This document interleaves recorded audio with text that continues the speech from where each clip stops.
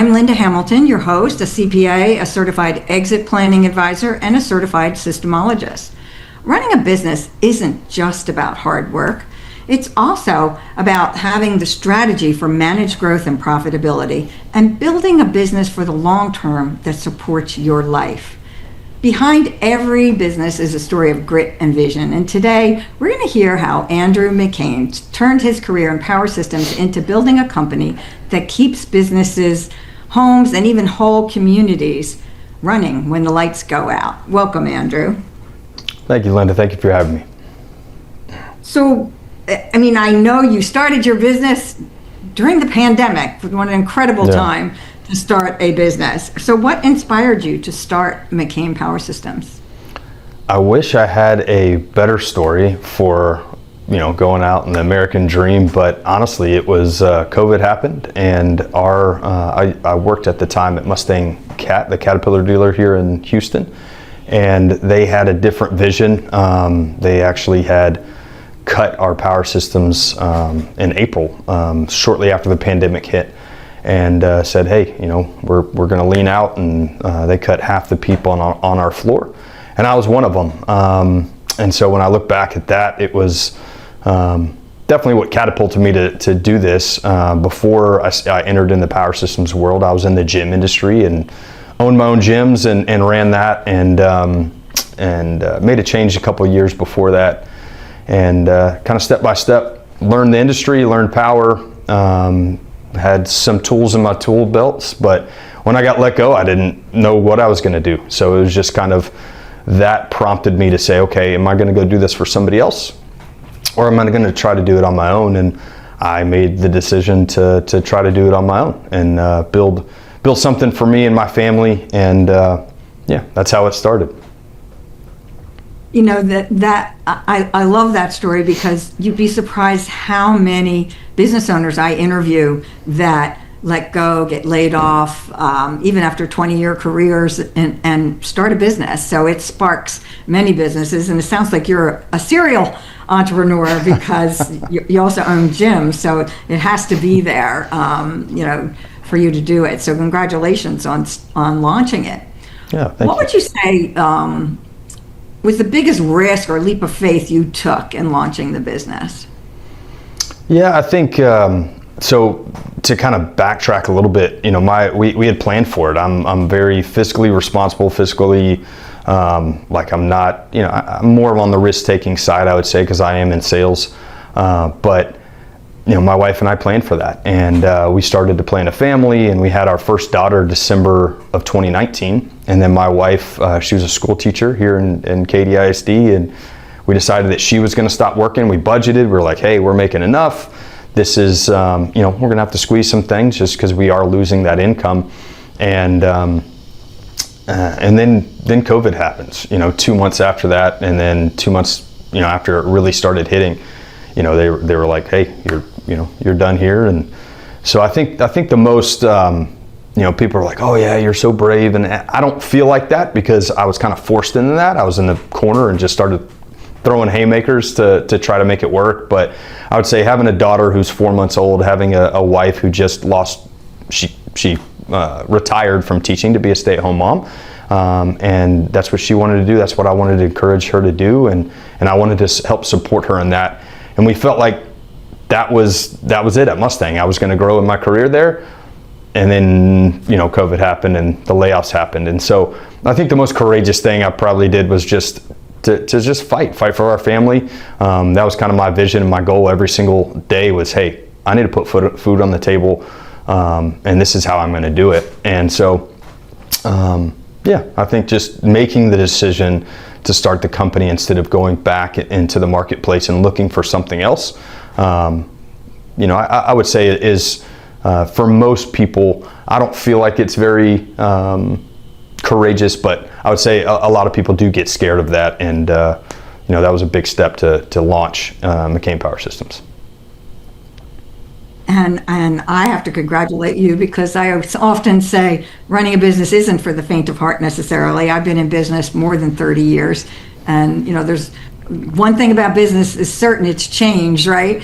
And I think you just expressed resilience and being able to adapt what you were facing, both on your family situation and your business. So I want to really congratulate you for doing that and being successful. You're now in business 6 years, so that's really wonderful. Can you talk about maybe a couple of the earlier challenges you faced in growing your company? Because there's a lot of people listening, I think, who would like to start a business or in their maybe first year. What could you share? Yeah, so early on, it's just getting organized, right? A lot of people have the chance, before you lose the income that you're currently getting, to make a plan, right? Make a business plan. Everybody's like, hey, make a business plan, start it, and then plan for that. So I'd say, plan accordingly, maybe start some revenue stream to start coming in while you're doing what you're currently doing. And that way you can hit the ground running when you get there. But, having a name, having a professional email, having a professional website, if it's social media helps you in your space, starting to develop that social media and having a plan there.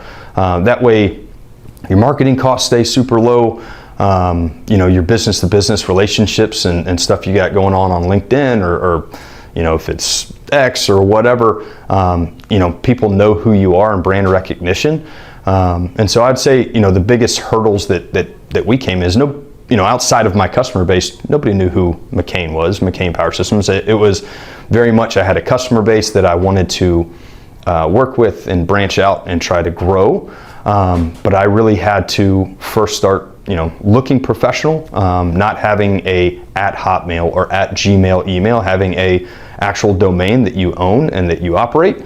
It shows people that, hey, you're not just a guy. You're not just a guy that's here just to take somebody's money and then sell something somewhere else. It's, hey, I'm here to serve. I'm here to be professional and treat you with that professionalism that I had before when I was with a bigger company, but now it's just me. And so I'd say some hurdles is brand recognition and then planning that I didn't have the ability to do. So I'd say plan accordingly, make a plan, a strategy, and then attack it and really, work harder than everybody else. That would be my biggest thing, is if you pick up the phone and you take calls, answer emails, you will be successful. Just work at it, work hard. I think those are great insights to share with our audience and for anybody who's either thinking about starting a business or is in their early years. So when we were talking earlier, you mentioned you were in sales. So, some business owners are great at sales, some are not. Would you say in the 6 years you've been in business, has your role changed in the company? Did you, were you by yourself in the beginning? Yeah. Or are you still wearing every hat? Yeah. Working on and working in your business, right? I mean, so as you grow, again, I didn't have a business plan. I just wanted to provide for my family when we started. But, as I progressed, my plate started filling up, right? So I was wearing every hat, right? The CEO is Chief Everything Officer. So you're doing your own accounting, you're doing your own invoicing, you're doing your own sales agreements, you're doing your own marketing. Well, very quickly, I was like, man, this is just so much. I'm doing all my back-ended, I'm uploading things on our platform, on our website. I'm handling logistics, I'm handling all my administrative work. And it was just me, but that stuff's in my mind. Again, you said it, I'm in sales. So I'm thinking constantly, what's the next sale? How do I fill my pipeline? I can't do that if I'm uploading pictures onto a website. So my first hire was offloading that piece, and delegating the marketing piece. And it was actually a lady that I worked with in the past, and I called her up and kind of gave her the spiel, and she said, I'm in, I'm gonna do it. So kind of started that with her and got the marketing. And then within a month, I was like, hey, another, thing that could give you some more hours and stuff would be our logistics, right? I still have to, when I sell something, I got to move it from here to there, or deliver it, or pick it up, or crane it. And so, I was like, can you handle this as well? So I had to kind of teach and have her learn, really just threw her to the wolves and said, hey, here you go, figure it out and I'll help you along the way. So yeah, I started doing everything, and then slowly I was like, all right, this is my first bottleneck, let me offload it. Then this is my next bottleneck, and offload it. So within the first year, I hired Anne, and she does all my marketing, all my logistics, which she still does. And then within another year, it was like, man, administrative, traveling, setting up flights and administrative work on the back end, paperwork, APAR, and so Sarah came on just under 2 years, and then it just kind of from there exploded to the remaining thing. So I don't do everything anymore. My role has completely changed, and I still probably absolutely why you've been successful, because many don't realize they have those bottlenecks and accept it. How can people learn more about McCain Power Systems? Visit our website, McCainPower.com. It's spelled MCKAIN, or just Google it, McCain Power, and you can learn more about us. There's an About Us tab, and we have 4 different companies that all do everything in power systems. And so would love to have you, any end users, anybody that's in our space or not in our space, look us up, give us a call, and we'd be happy to help you out. I hope you enjoyed listening to Andrew's story. He said, Chief Everything Officer. I think so many of us business owners feel that way. And his story shows us how resilience and vision are just as important as technical expertise in building a company. So coming up, we're going to look at new demands like AI, electric vehicles, and renewables, and how they're shaping the future of power. Stay with us, and Andrew has a lot more to share with us. Thank you.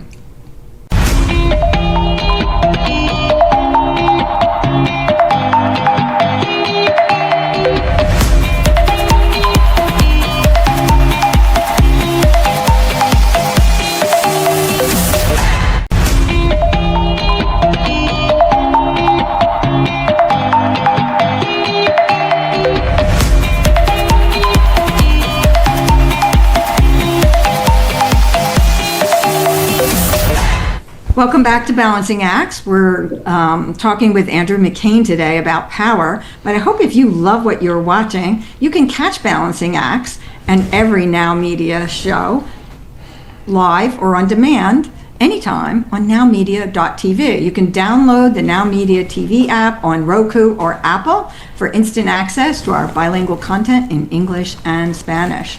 And from business and news to lifestyle and culture, it's all streaming 24/7. So search Now Media TV on Roku or your favorite podcast and never miss a moment.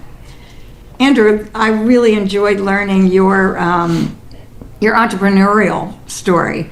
And now I'm excited to talk to you a little bit about AI in particular, which is, I use it a lot, but it's changing everything we do. All I hear is that technology is how much power we're going to need. My headquarters is based in New York City. They're talking about turning office buildings into data centers because AI is going to need so much power. I don't think I really understand why, and I think many don't. So I hope you'll help us sort through some of the hype and what's real and what's ahead for us. So why don't we start with, why is it that AI needs so much power? Yeah, so you're creating and storing data for people, and so data centers, whether it's Amazon or there's a ton of data center companies that are storing. Facebook has their own data centers, and you're storing people's information, from credit card information to banking information to everything. And so with the AI trend that has happened in the last couple of years, they're using up space that's normally for storing data to create these engines to create just like a human would, but faster, more efficient. We've all done it. We've all used ChatGPT or whatever AI app that you have to create quicker than we could possibly do, standard operating procedures, or create a list of X companies of, whatever. We use it all the time. But that all requires power. And so when you think about utility power, we're very blessed to be in the United States where we have power, and when we don't, we're like, why don't we have power? But in New York or Houston or wherever, you have a power grid that takes 10, 15, 20 years to, and there's excess built, but what's happened is there's so much on the AI side that has come on so fast that the utility side cannot catch up. And so there's only a certain amount of power. You can't store power outside of, a small amount in batteries is what you can do, but for solar, right? You're creating this, but you're storing them in batteries so then you can deliver the power when people need it. And so it's very hard to store power, so you're constantly creating power. You're creating electricity, and these data centers that are going in gigawatt, I mean, they're massive, and they're going in all over the place. They need power, and you're going to see, if they keep going in at the rate that they're going in, you're going to see a pool of that power that is typically going for houses or for these, all right, we need to create that power and give it to a data center. You're going to have a lot of stress on the infrastructure, on utility, and those things take years, 4, 5, 10, 20 years to catch up. So the hype is everything needs power, and it's going in so fast that we don't have enough excess power. So that's the issue that we have. And then, the next thing is, how do you solve that problem? And that's with quick bridge to utility. There's power generation in terms of generators, turbines, different things that you're going to see, and you're seeing more from for X Group, from guys going in and having these massive 500 megawatt data centers. They're all powered by turbines, right? Or natural gas or steam turbines or natural gas reciprocating engines, stuff like that. So you're going to see a lot of bridges that say, hey, we're getting air permits for 2 years until we can get enough power, 100 megawatts, 200 megawatts, a gigawatt of power at a time. So that's what you're seeing. You're seeing supply demand. Demand is really, really high. Supply is kind of and it's just we're at an imbalance. It's funny that, listening to your explanation, so I own an accounting firm, a CPA firm, so I have a ton of data, and I always thought, I'm pretty technology savvy, everything is in the cloud, there's a lot there, but I always thought it was somewhat static, right? That, these are just documents stored there, kind of like a file cabinet, not that how much energy is needed to actually create that document or tax return or something. So that's really interesting that you talk about that. In New York, so my apartment building is maybe 60 years old. I will tell you that I can't run my tea kettle and my microwave at the same time without blowing a fuse. Or as the printer kicks up, I have a great printer because I print hundreds of pages, and the printer goes to kick in and somebody was vacuuming and that blows the power. So is that the same issue with electricity not being that we're putting too much strain on business processes that we have to do as well as our homes? Yeah, you see a lot of older technology requires more bit. So just to dumb it down, I'm not, before I started working in the power space, I didn't even know what a generator was, how it worked, how it was produced, electricity, but everybody knows a light bulb. That's easy, right? Old light bulbs require so much more amperage, more lights. Once you put an LED light in your house and you replace them all, your power bill goes substantially down. It's because the demand, it's newer technology, those LEDs can give out the same or more light with less power and less energy. So our demand is way higher for power, but our technology is getting better, so we can compress. The oldest computer that came out, I don't know when the first computer came out, but it was massive, right? And it was huge. It was bigger than this room that I'm sitting in.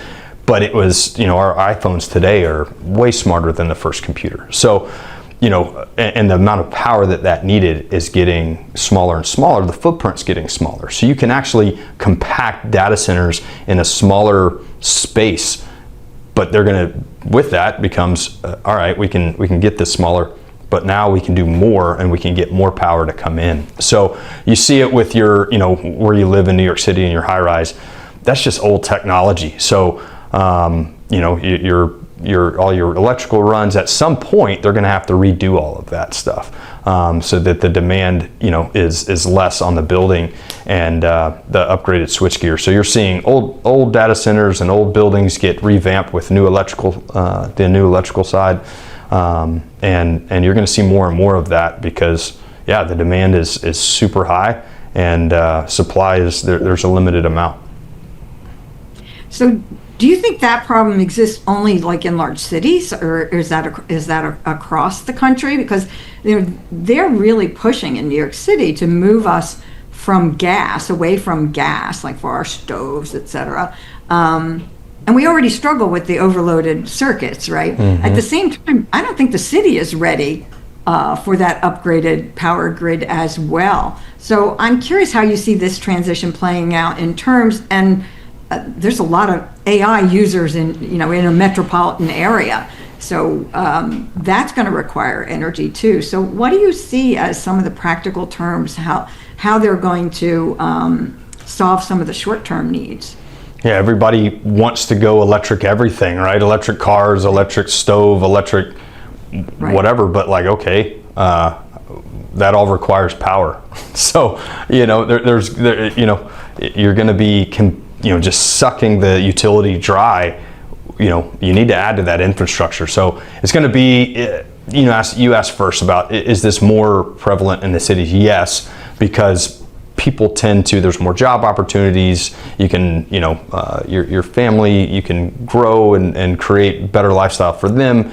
You can get paid more moving into it for most jobs, moving closer to a city. So the cities that are here, are going to continue to get bigger. I'm going to use Houston. I live in Katy, Texas, and it used to be rice fields 15 years ago, and now Katy is like just part of Houston, and everybody's growing further and further out.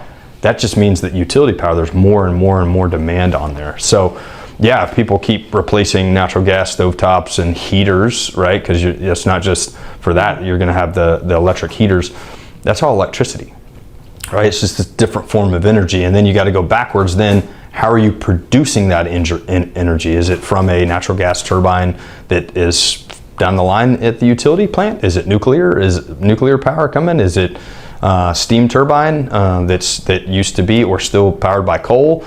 Or is it a steam turbine that's natural gas for the creating the steam, right? Because you have to burn something to create that steam. So you're still using natural gas there. How are you producing electricity? So a lot of people want to say, hey, this is green energy. It's like, well, you have to kind of go backwards and find out, like, well, how true is that? And really think away and start peeling away the layers of the onion to say, okay, well, maybe it's not as green as this, everybody's saying, but really it's not that bad anyway. So it's kind of a lifestyle. What do we want to live? Do we want to live, go back 100 years, or do we want to keep progressing and keep getting better? And we have to, as a society, come up with a plan that's the best plan for everybody, that's sustainable over the long run, right? Yeah, exactly. And consumers and business owners, we like continuous power, right? We don't want to hear that we don't have power. And so the future of power touches every part of our lives. And I think we're so fortunate to have people like you, Andrew, who are working on solving these problems for us, because I think it takes a lot, and hopefully it is solvable. How quickly can people find you online if they want to learn more about your business? Yeah, just if you go to McCainPower.com or type in Google McCain Power, McCain. You can look all of us, what we have in inventory, what all we do. As you see, we have 4 companies there. We do logistics, rental, sales, packaging, a little bit of everything on the power systems side. Be happy to get in touch with you. Thank you, and stay with us, where Andrew and I will talk about how McCain Power Systems helps you all stay running.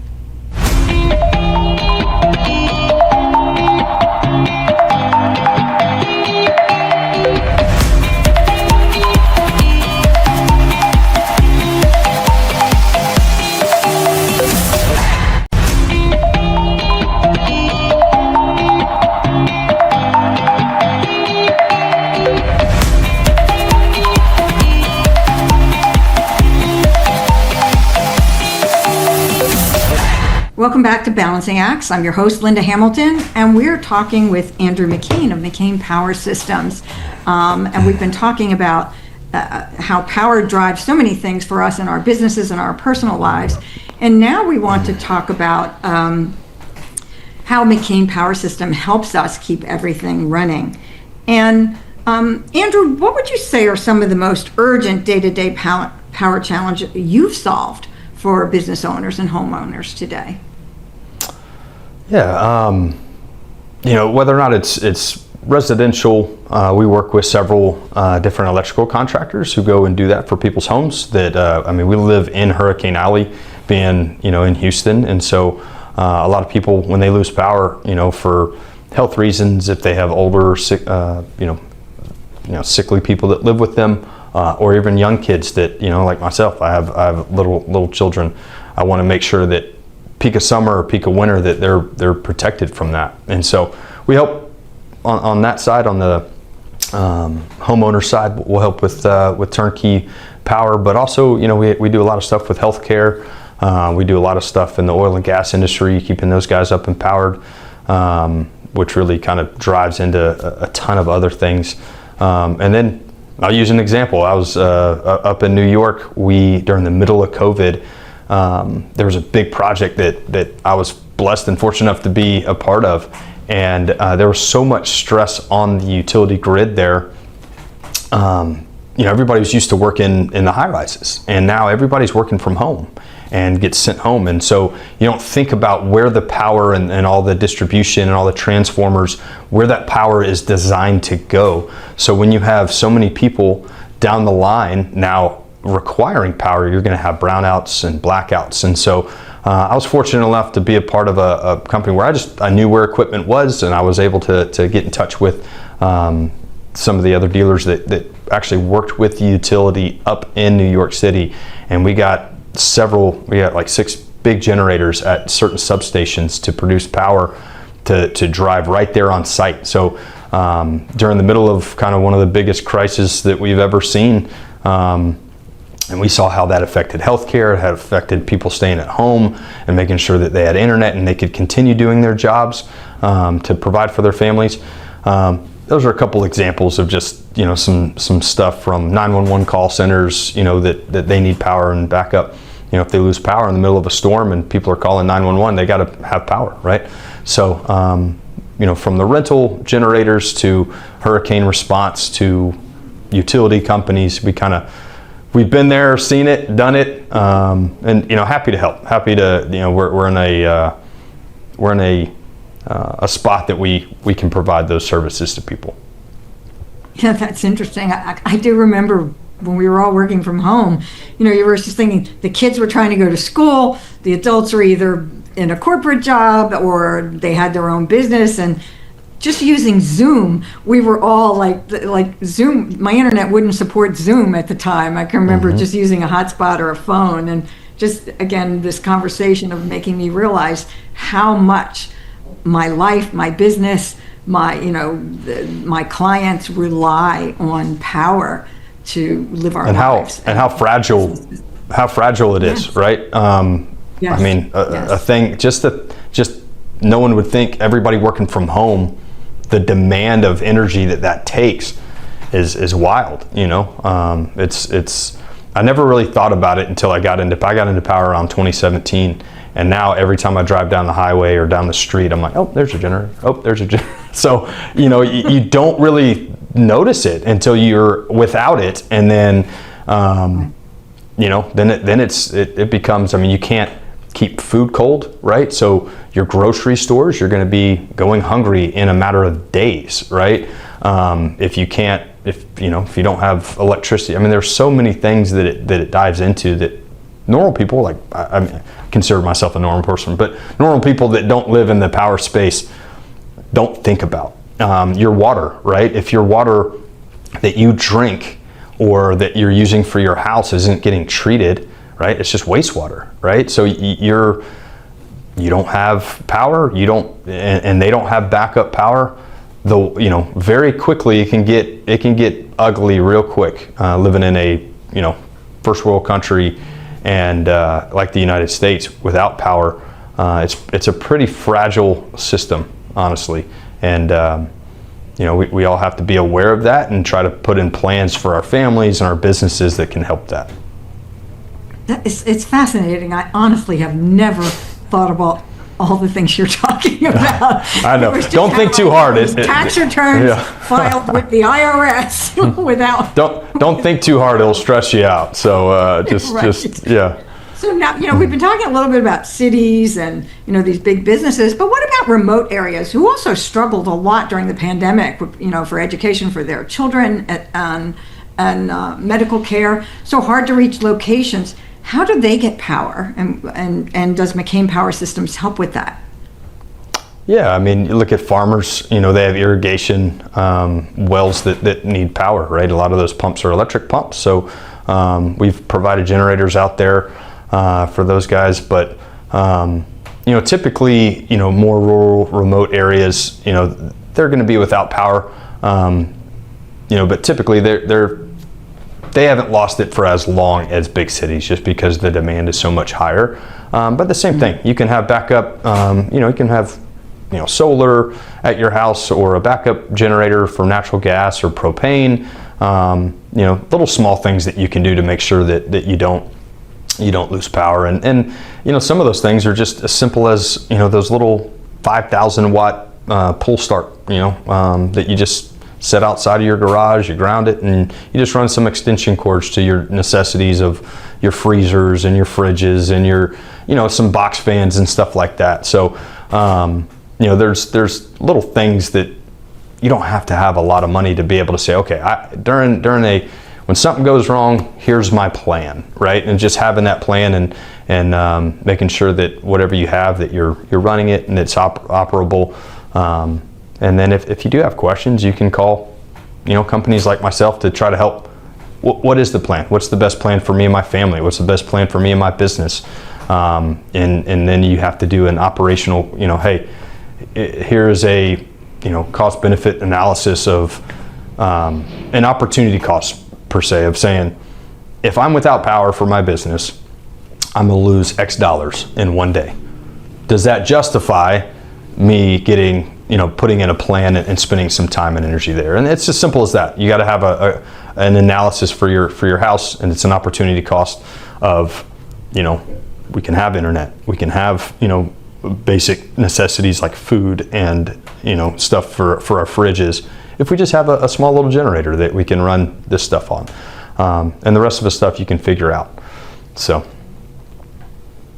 Such great advice. I'm learning so much from talking to you, and I think that I'm definitely going to look at my plan for when there's an emergency, even though I'm in a large apartment building, so I don't usually have to do that myself, but still.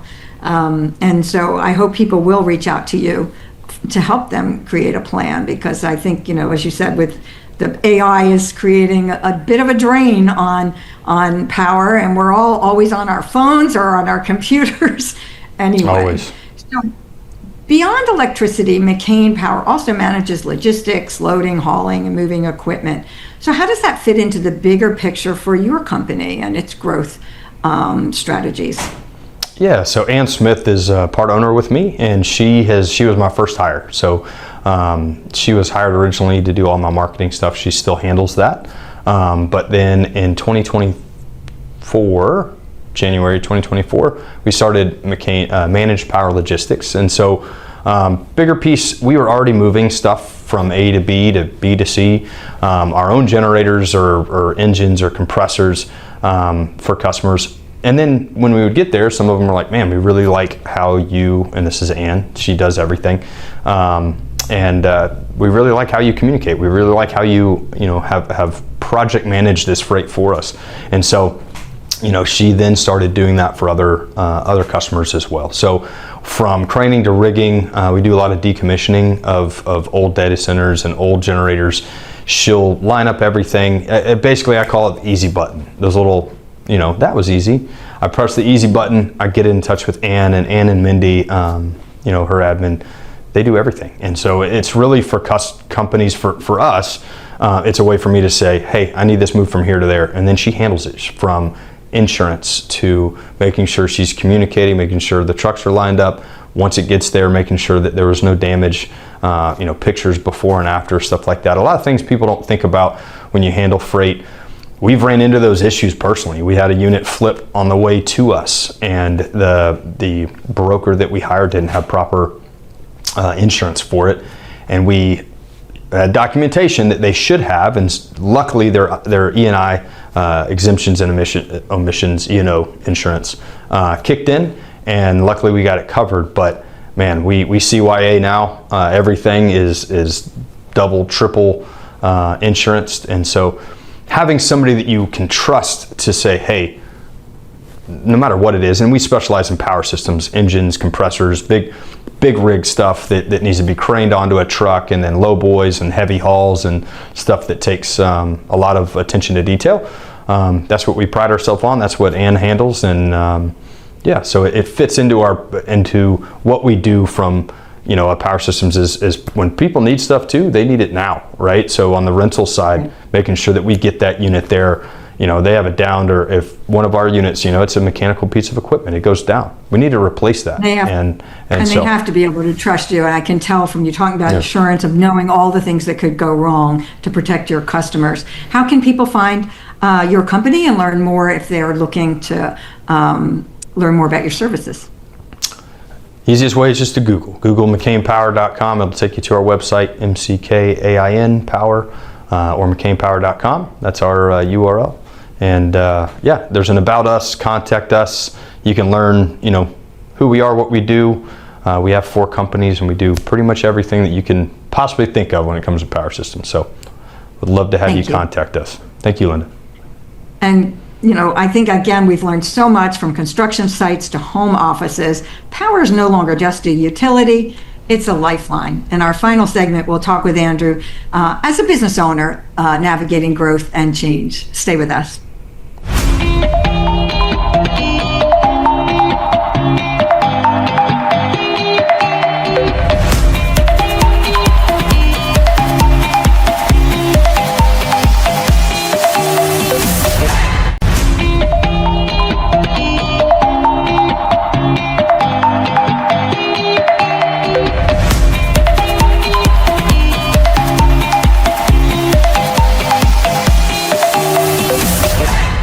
Welcome back to Balancing Acts. I'm your host, Linda Hamilton, and we're talking with Andrew McCain of McCain Power Systems. And I hope you love what you're watching, and you can catch Balancing Acts and every Now Media TV show live or on demand anytime, 24/7 on nowmedia.tv. You can download the free new Now Media app on Roku or Apple for instant access to bilingual content in English and Spanish. And we're going to share business news, lifestyle, and culture, and it's all streaming 24/7. So search Now Media TV on Roku or your favorite podcast and never miss a moment. Andrew, we've had a great conversation about your founder's journey, how you built your company, and talking about AI and just all the power needs and what a lifeline it is for all of us in our homes and our businesses. And I want to turn back to you as a business owner, because I think your technical expertise and what you do is critically important, but so is running the business. And for every business owner, that is true, right? That working on the business or in the business is a very true lesson that Michael Gerber taught us in the E-Myth. So what would you say has been your biggest leadership challenge as your company has grown over the past 6 years? Yeah, I would say I'm a very self-motivated person, and very much like no one has to tell me to do a job. I just kind of do it, and I've created my own system. I've just always been like that. I've been able to, hey, I need you to go sell, and okay, I'll go sell, and you don't really need to give me training for that. I'm just going to go figure it out and do it to the best of my ability. And I think that one of the biggest struggles I had, and I made that mistake multiple times, was just expecting that same thing from everybody that I hired, right? I just, hey, Ann, just do my marketing. Here's kind of a plan. I want to keep my costs low, but use social media, do stuff, direct marketing, blah blah blah, and do my logistics as well, and just throw her to the wolves, just because that's how I've always learned. And luckily, she was one of those high-level performers who took that on and rose to that challenge. And I would say a lot of people that I've hired, I failed them in not being able to say, hey, here's my clear vision, here's my expectations of you, but also here's a standing operating procedure to make sure that if I'm not here, we train on this, and you forget something, you can fall back on. And you can then take that and those lessons learned and say, okay, man, I missed that step because I didn't go back and verify myself. I don't need Andrew here, right? I don't need someone else here to make sure that I'm doing this right or okay. And so I think that the biggest thing that I take away that I've gotten much better at is there needs to be systems and processes for each individual person and their job description, and then making sure that they understand that and that what my expectations are of them. And I hold myself to a very high standard, and I want to perform not just for me now, but we have close to 60 employees. I need to perform, and I need to do my job and care about these people. And if I do not, everybody goes hungry, right? And so, and creating the systems that if I'm not there for a week, it's not just going to fall apart, right? The other people are now holding that together. I would say at the end of the day, I'm the owner, and we're a pretty young company, 5.5 years in, so I'm the glue that has held that, but there's no key man risk anymore. Like our logistics company, Ann runs it. I do nothing other than I kind of do a little selling, a little bit of business development. McCain Engine Services, our newest company. Jake and Alan, my business partners, they run it. I help in some sales and strategy and hiring, but I'm working on the bigger picture. They're not in it. McCain Power Rentals, our rental division, Jason and Laura run the show, right? We have a whole rental team that they do it. I sell for them and do some higher level planning for our fleet. But again, we've created those systems for all those companies to just run flawlessly. On our sales side, my sales manager, Trent Gopel, he's amazing. He worked with me I worked with him actually. He was there way before me, way better at everything than me, but he runs the sales team, right? So I technically put myself back and work for him, right? I report to him on the sales side. Hey, this is what what I'm working on. These are the help that I need. And so I think the expectations, at first I was like, hey, here's your job, go do it. And then I'd have a bunch of people making mistakes, and then I would get frustrated because it wasn't done to a certain standard. Well, they didn't know, right? Right. And that's not fair of me, and I got to look introspective. I think that most business owners, and I think most people in general, they tend to point the finger. And when finger pointing, starts happening, I think that some implosion starts happening, and communication stops happening. And so when you can take a step back from a situation where something bad happened, and you can always say, well, what could I have done better? What could I have? You could have done nothing. But I think that the first way of taking responsibility for me first, and then saying, hey, where can I learn from this? Where can I grow to then develop that next person so that we can learn from this and use this as an example, even if it was 100% somebody else's fault. I think there's always that 1% or 2% of saying, man, I can get better on this. I can get 1% better. And so I think exactly. As a business owner, I've learned the hard way. Give people direction, give people a sense of ownership. Man, somebody sent me a quote the other day, and I can't remember it exactly, but it says, when owners start acting like employees and employees start acting like owners, you're going to create a team that's unstoppable. Yeah.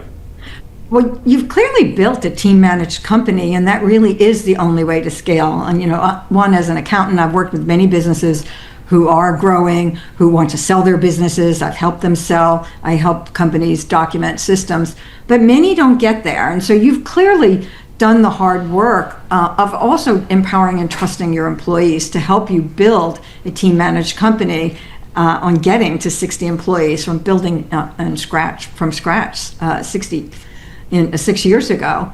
So, if you think back to, the first few years, I don't know how long it took you to get to 60. Yes, the systems are very important, but often there's so many bottlenecks that they don't know where to start. So what tip would you give to younger business owners who are maybe planning for growth? Because if you grow too fast, right, it can really explode, customer service erodes, and a lot of things go wrong. I don't know if you experienced any of that yourself, but what would your advice be to those listening? Yeah, don't force it. Let it be organic. If you're forcing things, I think you can get in trouble real quick. If you increase your overhead too fast and your cash flow is catching up, you can get upside down real quick. It takes one project, one canceled order, one thing to really set you on a backtrack. And business owners, I mean, you've been doing it now, you said, for 40 years. I can't even imagine doing it that long. It's hard, and you have to be resilient. I would say the best thing is to early on think about, if you want to grow, think about those systems in place that you do without thinking about it, right? It could be as simple as creating an invoice, right? It could be as simple as shipping and receiving, like a bill of lading. How do you receive that? And so for me, I'm like, all right, let's dumb it down, right? And you basically go back to, I always use the analogy, think that I'm an alien and I've never made a peanut butter and jelly sandwich, and you're explaining that to me. Go to the pantry, right? Go grab the peanut butter off the shelf. Every step, and you don't think about that when you're doing that. Like, how many steps are in creating an invoice? It's pretty simple when you think about it, but no, I mean, you have to go step by step through and how you want it done, so that then it's done to that high standard. And I think creating those earlier, so that as you bring people on for the growth side, hey, this is a bottleneck, let me offload this. Now they have a training, they have something they can go back to say, hey, here's your role, here's your expectation, or here's my expectation, and this is how you do it. And we're going to train you a couple times, and if you're not getting at least 70% from that person, then you need to find somebody new. If you're getting at least 70%, you can mold and grow that person and develop them. But my expectations were always like, hey, I'm just going to offload this and give it away, and we'll all move on. That is not the right way to look at it. You have to have, people want to do a good job, and they want to find value in what they're doing. And if you give them that chance to perform, most people are going to rise to that standard. But if you hire someone and you're like, hey, do this job, most people, without that level of, hey, this is where I think you can get to. This is like, I don't want you to stay in this position, right? Your goal should be here. And these are my expectations, and this is how you get here. Man, that person's going to dive in, right? Because there's light at the end of that tunnel. And then once that happens, then they can move on to the next one. So I'm huge on hiring, developing, and growing within. And we've got guys that move from project managers to sales. Now from our service, he was a shop foreman, service manager. His next step is to go into service sales for us. And then we're gonna line up people underneath them. I had a guy from just a service guy. He's now the director of all of service for us, and has a piece of the pie at the end of the day. So, you have to, as a business owner, right, you have to be resilient, because you're gonna have setbacks. It's not been all, we would have to go into 12 more, we had some major hiccups. And it's hard. It is hard. And if anybody tells you different, then they're not really in business, right? It's smoke and mirrors sometimes with some of the, oh yeah, it's not easy. Everybody that's done it on their own has worked extremely hard to get there. And if you can take those pieces of those people and just implement it to yourself, make your bed, right? Brush your teeth, call people back. It's the little things that honestly separate, I think, successful people, whether or not you're a business owner, you're a piece of the puzzle. Not everybody's cut out to be a business owner, but man, just the little things, do the little things right, and you will be successful. I'm going to leave our audience with that. That is excellent advice. Thank you so much for sharing your story and your insights. I think your journey reminds us that success, whether it's in energy or finance or field, comes from building systems, planning ahead, and staying resilient. Tell us again how people can find your company online. Thanks for having me, Linda. I appreciate it. Just McCainPower.com. Easiest way, Google it, McCain Power, MCKAIN. We'd be happy to, anybody on our team, to answer whatever questions you have. And yeah. Thank you so much. I learned so much Thank from you. talking with you. Join us again next week for another episode of Balancing Acts.